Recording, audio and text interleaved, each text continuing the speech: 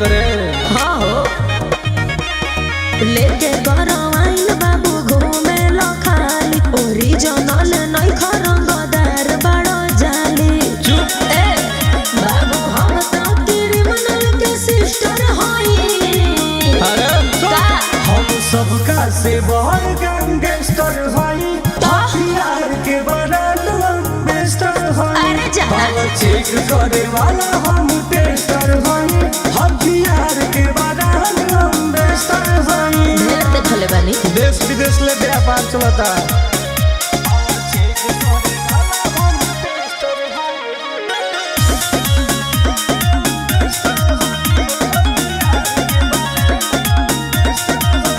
रंगदारन के एगो पहचान होला हो करिया टीका काला गमछा इहे शान होला हो।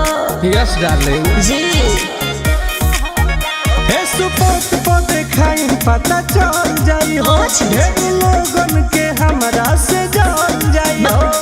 सुनो टारगेट होई जइबो टारगेस्टर होई।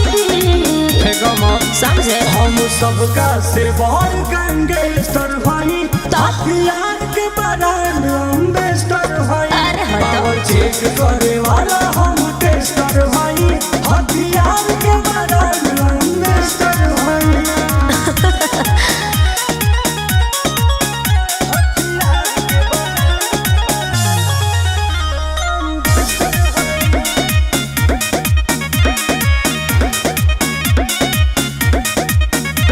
के चली जब सिक सर के छो गोली हो कबो खेले पर जाई खुनावे के होली हो। नाम के सुर रह जान। झूठा हो जब टुन टुन के रानी तू जान जाइबू धीरज रोनू दीपक के लोहा मान जाइबू। बुझलू। बुझा तनी चढ़ जाई बना कपड़ा पॉलिस्टर होई। हम सबका से बड़ गैंगस्टर हई हथियार के बड़ल बेस्टर हई।